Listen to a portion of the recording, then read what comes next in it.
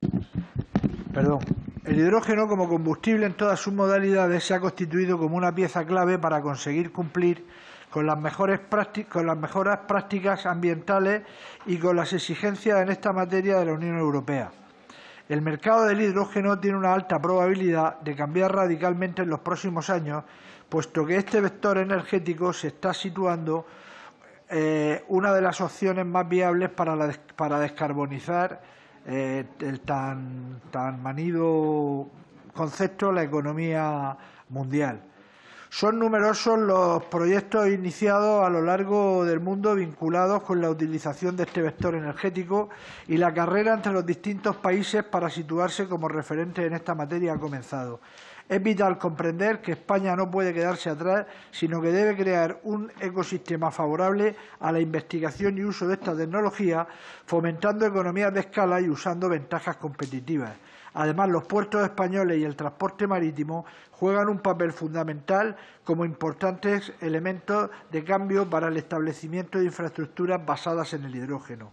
El despliegue a gran escala de infraestructuras y tecnologías basadas en el hidrógeno, como digo, es clave para alcanzar los objetivos de descarbonización sin mermar nuestros tejidos productivos y sin perjudicar a nuestros ciudadanos. En definitiva, España debe ser competitiva en todos y cada uno de los sectores industriales y productivos. Se debe incidir en la importancia de desarrollar las cadenas de valor de la economía del hidrógeno para reindustrializar el país y situarlo como un referente en el ámbito tecnológico y en la generación de energía renovable, al tiempo que se reduce la dependencia energética del exterior y se generan puestos de trabajo. En definitiva, la función del Gobierno debe ser crear un ecosistema favorable para el fomento de proyectos que contribuyan a posicionar a España como el hub del hidrógeno en el sur de Europa. Muchas gracias. Muchas gracias. Por el Grupo Vox, señor Requena. Señor Requena. Sí, muchas gracias, con su permiso. A ver, el precio de la energía eléctrica tiene claramente dos componentes materiales o físicos. Uno, el coste de producción propia y distinta para cada fuente de energía, solar, eólica, hidroeléctrica, nuclear o procedente de ciclo combinado, etcétera, y el coste de transportar la energía eléctrica desde cada centro de producción hasta el lugar de consumo. Ese transporte de las redes tiene que pagarlo quien lo utiliza y en proporción a su uso. La interrumpibilidad nos parece en principio bien, que a cambio de desconectarse un par de horas por lo general los grandes consumidores de energía sin afectar demasiado a su producción, se asegure a cambio al conjunto del sistema del peligro de una sobredemanda y del consiguiente apagón, a cambio de una pequeña rebaja del precio de la energía al gran consumidor. No deja, sin embargo, de ser un poquito tercermundista. La proliferación producida y más aún prevista de las renovables con su impredecibilidad nos obliga a mantener costosos sistemas de respaldo como son los ciclos combinados, los inmaduros hidrógeno verde o pilas de almacenamiento en baterías y los más eficientes envases de volveo. Las eléctricas aseguran poder alcanzar en pocos años los 10 gigavatios de este tipo de embalses. Con esto se podrían liberar grandes cuotas de almacenamiento de agua en muchos embalses que solo se dedican a turbinación y su agua acaba en el mar. Este agua podría evitar el gasto energético de muchas desaladoras y, por tanto, del problema ficticio que trata esta proposición no de ley. Deberíamos, más bien, instar al Gobierno a abordar un plan hidrológico nacional que nos evite futuras guerras del agua, como nos anuncian las conversaciones de Paje con Rivera, y nos permita ahorro de agua y hacer frente a, como bien dice la proposición, al estrés hídrico. Por un lado, se desagua agua más al mar en el mar, mucho más allá del caudal ecológico, para contentar a los pequeños taifas autonómicos y, al mismo tiempo, se desalan millones de metros cúbicos de agua sin atender a ningún razonamiento medioambiental ni económico con una visión de conjunto. Se echa en falta un balance de país. Está bien que en ningún momento se conecta a la red, no contribuya a su mantenimiento. Si se pretende ahorrar en consumo eléctrico, que no se utilicen tantas desaladoras. La energía más verde es la que no se consume. Se ha aceptado que no iba a usar las redes, por eso se llama sin excedentes. Ahora quieren verter a la red y que sigan sin cobrarles por el uso. No es una contradicción legal, es un cambio de reglas a mitad de partido. Lo que se pretende es dar otro caramelo incentivador a las eólicas. Quien realmente necesita que le quiten impuestos injustos es la energía nuclear, ambos de Mariano Rajoy. El PP no sube los impuestos, se los inventa. También estaría bien quitarle los autonómicos de Extremadura y Cataluña a las nucleares, que nos aseguran más pronto que tarde la muerte de la gallina de los huevos de oro, y eso, señorías del PSOE, Demos, es su responsabilidad. Muchas gracias. Señor Requena. Con su permiso, presidente. Buenos días, señorías. Nos encontramos con una PNL de las que, en principio concitan unanimidad. Cito, los servicios de los ecosistemas que proporcionan los humedales, como agua, peces, recarga de reservas de aguas subterráneas, purificación del agua y tratamiento de desechos, control de inundaciones y protección contra tormentas, posibilidades de uso recreativo y espiritual, son esenciales para la supervivencia del ser humano.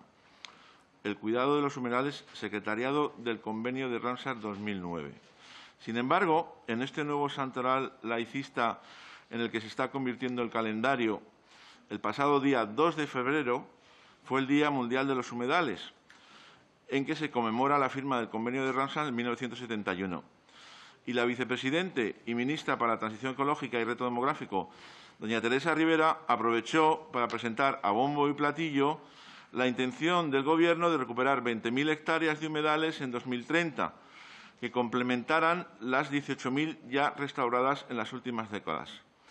Según explicó, para lograr estos objetivos se canalizarán fondos del Plan de Recuperación, Transformación y Resiliencia a través de la Dirección General de Biodiversidad, Bosques y Desertificación, que irán destinados a la ejecución de proyectos de esta tipología que presenten las administraciones autonómicas, así como mediante las convocatorias de ayudas de la Fundación Biodiversidad. Se pretende la restauración parcial de 3 de los mayores humedales españoles perdidos en el pasado: Laguna de la Janda, Laguna de Antela y Mar de Campos. Señorías del PSOE, otra vez su seguidismo al Gobierno le instan a acciones que no hace falta motivarle, pues ya las está cometiendo o ha anunciado que las va a acometer.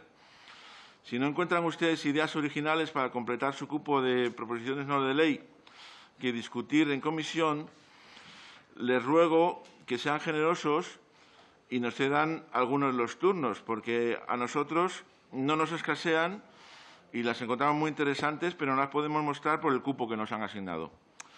El estado actual de los humedales y los ecosistemas acuáticos de España se debe sobre todo a un desequilibrio entre varios objetivos, como la expansión del regadío, el crecimiento urbanístico, el control de la erosión y las inundaciones y la conservación de la biodiversidad. Proponemos, una vez más, el estudio con seriedad de un plan hidrológico nacional que concilie todos estos intereses con la disponibilidad de agua entre las diferentes cuencas y redistribuya, si hace falta, recursos hídricos cautivos en condiciones insolidarias y caducas que podrían, sin embargo, seguir funcionando si se transforman los envases de turbinación en envases de bombeo. Habría agua, entonces, suficiente para la agricultura y compartir sin conflictos y racionalmente los acuíferos de los que dependen gran parte de los humedales que se quieren restaurar. Muchas gracias. El señor López tiene la palabra. Buenos días. Esta semana el Gobierno y sus socios comunistas se han empeñado en pisotear el mundo rural. Ahora se proponen acabar con la tórtola. Sí, bien claro, extinguir la tórtola. Lo van a conseguir rápidamente prohibiendo su caza. Parece una paradoja, pero esto ya lo hemos visto en el Reino Unido. Se protegió la especie en el 2009 y hoy ha desaparecido por completo allí. Quieren aportar de su gestión a los únicos interesados en conservar y mantener la especie, los cazadores. La tórtola tiene una conducta denominada filopatria. Regresa al territorio en el que nacieron para criar. En ese sentido, los cotos de caza, que realizan únicamente un pequeño aprovechamiento de la especie, permite que muchos ejemplares críen gracias a las siembras específicas, mejoras en el medio y puntos de agua al efecto. La tórtola requiere disponibilidad de alimento y agua en las proximidades del nido. Si los cazadores dejan de aprovechar la especie y dejan de invertir en su gestión, dejarán de realizar estas mejoras y la tórtola dejará de criar, como sí se ha visto en el Reino Unido. La respuesta del Gobierno de España, dada por el señor Planas al procedimiento 219-2143 de la Comisión Europea contra España, dice lo siguiente. En base a las conclusiones, se entiende que desde la evidencia científica puede afirmarse que desde las administraciones españolas se han establecido los cauces para asegurar que la caza de la tórtola respeta el principio de utilización razonable de acuerdo con lo establecido en la directiva. Sin embargo, la ministra Ribera se ha alineado con sus socios comunistas y está obligando a las comunidades a acatar su decisión de declarar a la tórtola como una especie vulnerable, amenazando con denuncias y sanciones millonarias completamente falsas si se niegan. Y hoy los señores de Podemos vienen ustedes con esta PNL a blanquear sus acciones dando cifras de capturas absolutamente falsas. Si a ustedes les importa la tórtola, ayuden a los que realmente están trabajando en su recuperación. Y no lo digo yo. Los dicen los datos SACRE de la SEO, que hablan de un crecimiento de la especie desde el año 2013, gracias a las medidas implantadas por los acotados de caza. Incluir la tórtola en el catálogo de especies amenazadas es la fórmula comodona desde el sillón de no hacer nada por esta especie. Señor Uralde, si usted quiere hacer algo por la tórtola, vaya al campo a mejorar su hábitat. Dejen de prohibir por simple ideología y dejen trabajar a los únicos interesados en su recuperación, los cazadores. Gracias, presidente. Buenos días. Bueno, voy a ser muy concisa, señorías. Bueno, lo primero, al señor Uralde me parece que está un poco desubicado. O sea, no tiene nada que ver los motivos por los que se cerraron Balcotos, por los que se cierra Navacerrada.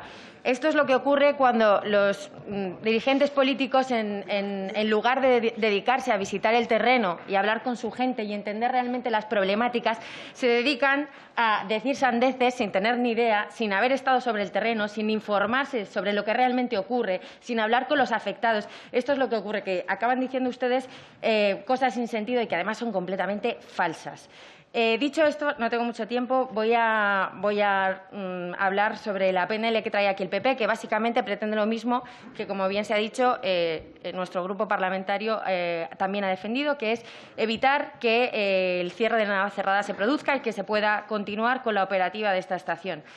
En primer lugar, porque es el principal motor económico de la región, dando empleo a cientos de personas, decenas de familias y de la que dependen numerosos negocios. El señor Uralde acaba de negar esto. Yo he estado ahí, mi grupo parlamentario ha estado ahí, hemos hablado directamente con los afectados y esto es completamente cierto. Si no, vaya usted ahí y pregunte. En segundo lugar, porque es necesario proteger la identidad del patrimonio del puerto de Navacerrada. Claro que para esto hay que entender y conocer su aportación cultural, deportiva e histórica, algo que me parece que la izquierda no está muy al tanto. En tercer lugar, y fundamentalmente, porque los motivos que se han aludido no se basan en ningún informe técnico, es pura ideología. En esta PNL, al igual que ya ha solicitado Vox, se insta al Gobierno a que explique todos los informes técnicos existentes en base a los cuales se ha tomado esta decisión, algo que, por cierto, debería de ocurrir sin que ningún grupo parlamentario tuviera que pedirlo. Tras conocer que la ministra Ribera tiene una casa en Cercedilla, cualquiera podría intuir en qué estaba pensando realmente la ministra cuando tomó la decisión de no renovar la concesión. Y es que a lo mejor la ministra decide cerrar Navacerrada para que no se le masifique, ¿no?, realmente a ella los alrededores de su chalet. No vayamos a estropearle las vistas, porque en cuanto se refiere a la masificación les diré que solamente apenas un 5% de los visitantes a Navacerrada son esquiadores, que tampoco se han debido de enterar ustedes. 8.000 plazas tiene el parking de Navacerrada, solamente se venden 500 forfaits al día el fin de semana. ¿Qué repercusión tiene esto directamente en la masificación? Ninguna.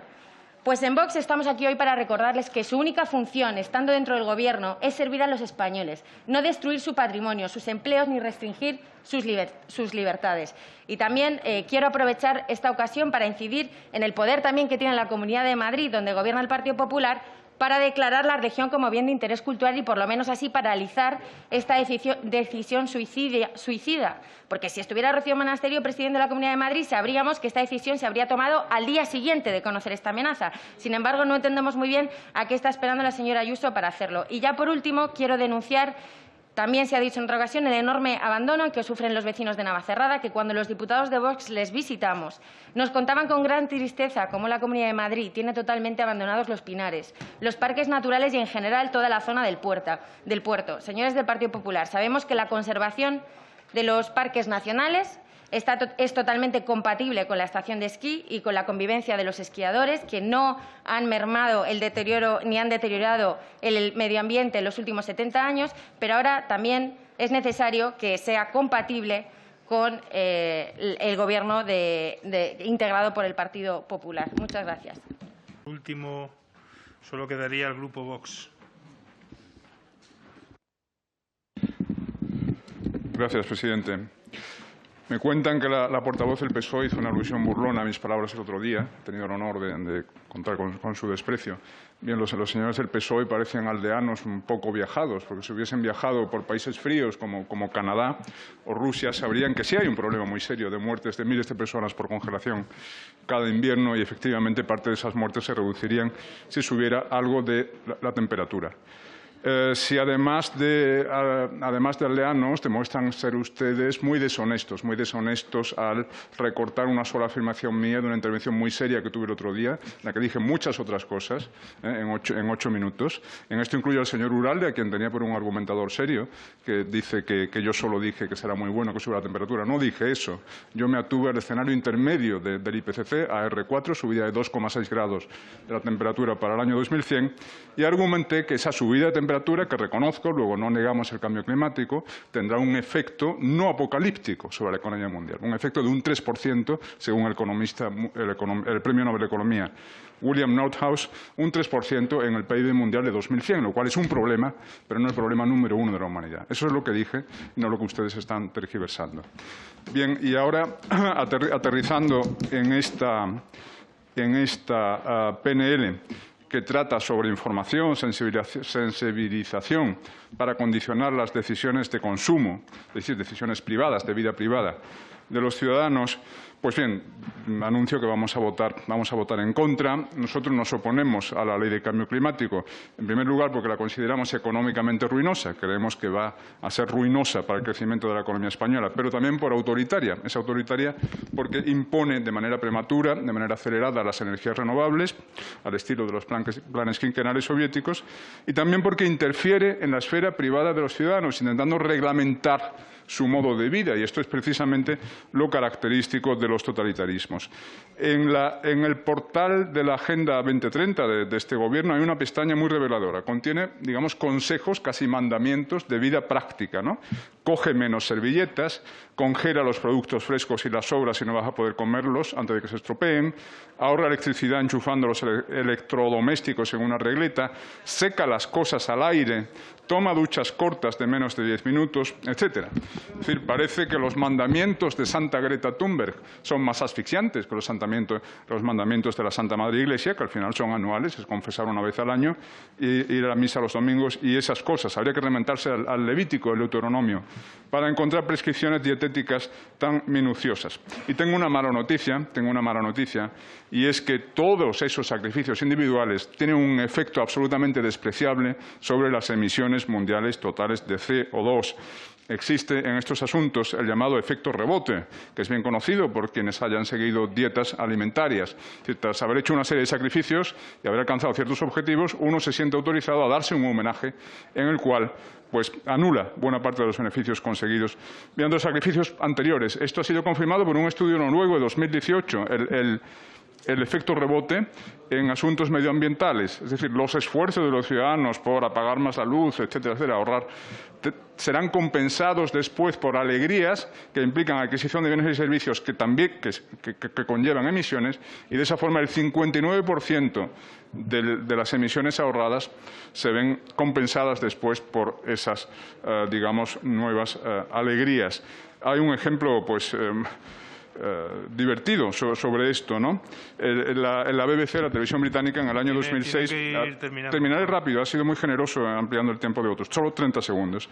La BBC tenía una especie de reality show o show de Truman, llamado Ethical Man, ¿no? Un periodista llamado Justin Rowlatt ilustraba con su familia, de manera real, cómo se puede reducir emisiones, vendió su coche, aisló térmicamente su casa, dejó de comer carne, etcétera. Con todos estos sacrificios, él y su familia consiguieron reducir sus emisiones en un 20% en un año. Y todo esto iba siendo retransmitido por el programa. Al terminar el año de ascetismo, la familia de Rowlatt celebró el éxito haciendo un viaje por Sudamérica, un viaje cuyo traslado en avión pues implicó, por supuesto, más emisiones que todas las que habían sido capaces de ahorrar con su ascetismo medioambiental durante el año anterior. Gracias. Por el Grupo Vox, Bueno, yo quería en primer lugar, aprovechando pues para manifestar también que tiene que ver con todo esto, ahora explicaré por qué, la solidaridad de todo el grupo parlamentario de Vox con todos los trabajadores de Repsol de Puerto Llano, pues son la primera consecuencia de la ley de cambio climático que ya está hundiendo la economía y el empleo de miles de familias de españoles, y aquí todos estamos o están en consenso progre, mientras España se va por el sumidero con sus ocurrencias globalistas e intereses bastardos que van a arruinar todavía más a España por su nuevo orden mundial progre. Entonces, dicho esto, y con nuestra solidaridad a todos los trabajadores y a todas las familias que van a empezar a pasarlo mal como consecuencia de sus leyes climáticas y demás, pues voy a hablar de esto, que empezó el pasado 13 de abril, cuando el Grupo Parlamentario de Vox se abstuvo en la toma en consideración de proposiciones de ley del Parlamento Vasco sobre la creación del Fondo de Compensación para las Víctimas del Amianto. Esta proposición, bueno, pues traía crear un fondo de recursos provenientes de las cotizaciones efectuadas por los empresarios, tanto públicos como privados, las aportaciones de las mutuas de accidentes de trabajo y enfermedades profesionales, las cantidades obtenidas por subrogación, las asignaciones o transferencias que puedan fijarse en los presupuestos generales del Estado y cualquiera otro de los previstos en la ley. Nuestro compañero Emilio del Valle me mostró su total apoyo, como lo mostramos nosotros, a las víctimas del amianto, pero dejando claro que lo que no se puede permitir es que el dinero que supuestamente debería ir a esas víctimas esté gestionado o vaya a parar a manos de chiringuitos de los que muchos de grandes vividores, especialmente de la política, pues pretenden seguir pegándose la vidorra. Por eso se preveía la creación de un Consejo Rector con participación de sindicatos, Secretaría General con rango y con oropeles, etcétera, etcétera, pero que al final las víctimas pasaban a un segundo plano frente al mastodonte burocrático que creaban ustedes. En la proposición no de ley para una ley integral del amianto presentada por Más País no entra en el detalle sobre el fondo de compensación para las víctimas del amianto y, en resumidas cuentas, pues propone que el Gobierno presente un anteproyecto de ley integral del amianto, que el Gobierno elabore una estrategia estatal con el horizonte 2030, es el que ustedes tanto hablan, que las administraciones colaboren para la elaboración de un estudio y diagnóstico para establecer el censo del amianto instalado, etcétera, etcétera. Bueno, nosotros en principio votaremos a favor, salvo que haya sorpresa o alguna cosa así de última hora. Bueno, pues porque entendemos lógicamente que esto es un tema pues de la suficiente entidad y ya hemos visto las consecuencias que en el pasado como para ser tenido en cuenta. Entonces, vamos a votar favorablemente. Muchas gracias. Grupo Vox, no sé quién interviene. Gracias, presidente. Nuestra posición sobre esta PNL será de abstención. Estamos un tanto perplejos con ella porque estamos de acuerdo en que es un error de este Gobierno haber puesto la carreta delante de los bueyes aprobando el Plan Nacional Integrado de Energía y Clima antes que la Ley de Cambio Climático. Por tanto, hay un problema de desajuste entre las previsiones de ambos documentos. Y nos parece bien en la PNL del Partido Popular el intento de buscar una evaluación del impacto de esta ley en el medio rural y sobre el reto demográfico. Lo que pasa es que tenemos una discrepancia conceptual respecto a ellos acerca de qué entender por reto demográfico, como ya ha quedado claro en sesiones anteriores. Es decir, ellos, como el resto de los partidos, entienden por reto demográfico la fijación de población en el mundo rural, y nosotros entendemos por reto demográfico el terrible problema de infranatalidad, de insuficiencia de nacimientos que padece España. Por otra parte, la PNL no se limita a pedir esta evaluación, también, digamos, pide una medida, una evaluación del impacto de la ley en materias relacionadas con el cumplimiento del Acuerdo de París. Por ejemplo, se pide datos sobre la capacidad de la ley para alcanzar los objetivos de reducción de gases de efecto invernadero en cada sector. Bien, nosotros no compartimos este celo parisino del Partido Popular. No nos consume el celo por cumplir cuanto antes el Acuerdo de París, ya que consideramos que va a ser tremendamente catastrófico para la economía nacional y para la economía mundial. Si la PNL hubiese pedido un impacto sobre el conjunto de la economía española, pues bien, nos hubiera parecido más interesante, porque estamos convencidos de que va a ser un impacto muy negativo. Como hemos indicado en alguna otra ocasión, nuestra ley de cambio climático sigue el modelo alemán. El modelo alemán es el de la Energiewende, el giro energético a partir del año 2010. Consiste básicamente en cerrar nucleares, cerrar combustibles fósiles o renunciar precipitadamente a los combustibles fósiles e intentar compensarlo con energías renovables, bien, especialmente solar y eólica. Esto ha sido un gran fracaso en Alemania. El precio de la electricidad se ha incrementado en un 50% en una década. En este momento es de 0,3 euros por kilovatio hora. Eso es el doble que en Francia, el país nuclear por excelencia, y casi el triple que el promedio de Estados Unidos.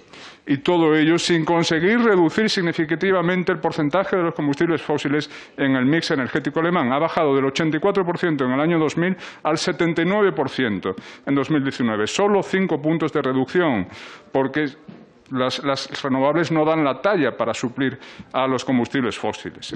Máxime si además se cierran centrales nucleares. Termino ya exponiendo el caso de Nueva Zelanda, donde la primera ministra Jacinda Ardern ha prometido también la neutralidad climática de Nueva Zelanda para el año 2050, exactamente igual que nosotros, 0 emisiones en 2050. Pero ha tenido la decencia de pedir al principal think tank económico independiente del país, el New Zealand Institute of Economic Research, una evaluación de los costes. Pues bien, su dictamen es el siguiente: reducir un 50% las emisiones de CO2 de Nueva Zelanda para el año 2050, tendrá un coste de 16.000 millones de euros al año, que es más que lo que el país gasta anualmente en sanidad y educación. 16.000 millones de euros al año. Emisiones cero, que es lo que se ha prometido, tendrá un coste de 50.000 millones de euros al año, lo cual supone un 16% del Producto Interior Bruto de Nueva Zelanda. Ese es el coste de las políticas que ustedes están prometiendo, 16% de nuestra riqueza. Nosotros no queremos ir por esa vía en nombre de un problema que es uno más de los muchos que tiene la humanidad, no es el apocalipsis que ustedes están pintando. Gracias.